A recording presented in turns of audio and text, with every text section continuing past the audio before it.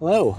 You didn't read the title wrong. To my knowledge, inside this 1890s track racer, there's air from the Victorian age, and it's killing this frame, or at least it's trying to. And I'm not sure what to do about it.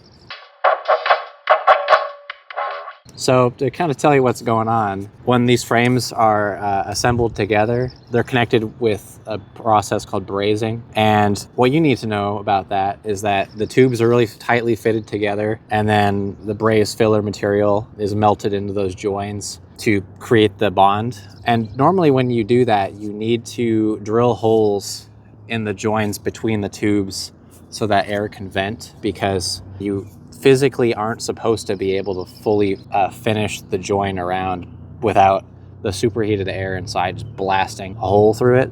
These tubes are fully brazed around at both ends, and there's no vent holes at all.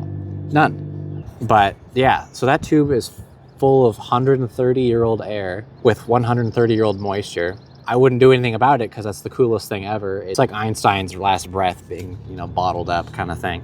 But the issue is that if you pick this frame up and shake it, and I will demonstrate that, you can hear little pieces of rust shaking around inside. Nothing big, there's only so much moisture. But I hate that when you go over bumps, you hear this little pepper shaker sound. I don't know, I kind of have this weird problem about drilling holes in the frame to vent that, just to suck out the rust inside. I feel like that's a good thing to do, but it's like a time capsule inside a bike frame. That's the weirdest thing ever.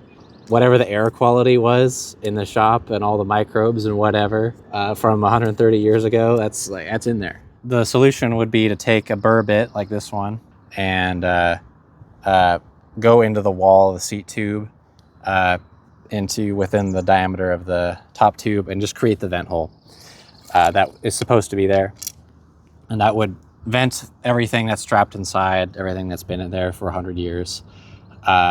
That would vent to atmosphere, and that would then allow me to suck out all the junk that's sitting in there, and then it wouldn't make the maraca noise anymore. But then it's all gone, and I've kind of messed with an artifact, you could say. This is kind of an important bike because it's so flawed, and that's going to sound weird to some people, but survivorship bias is a big thing when it comes to historical artifacts. For example, medieval weapons, right? The king's gilded broadsword, almost guaranteed to survive. But the swords wielded by his armies that, the hilts were rattling on them and all that, and they're all bent up and asymmetrical and whatever, that actually did the real work on the battlefield that thousands of people used. Their rate of survival is way lower.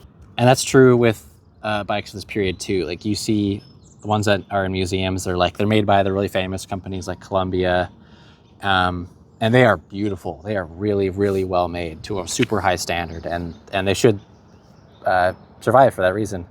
But at this time period, there was also about 3,000 individual manufacturers in the 1890s in the United States producing bicycle frames. It was a huge boom, and before the end of the decade, most of them were gone when the boom crashed. And I can guarantee you, almost all of those brands have zero surviving frames.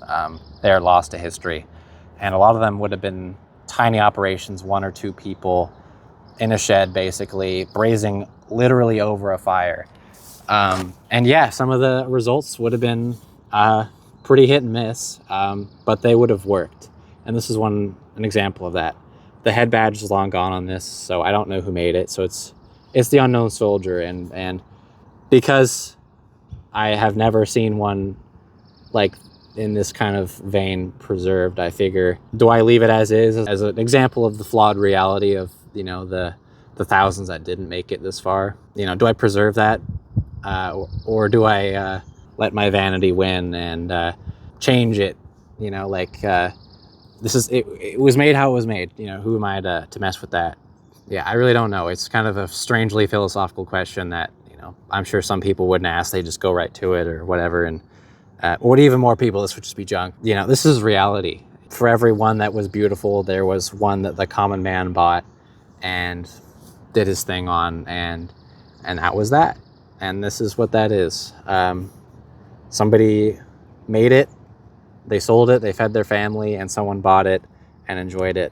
And, If it's a little asymmetrical and stuff, then, you know, who cares? You know, it did the job. And it's still here. It's 130 years old and it's sitting in front of me. So, you know, what do I do?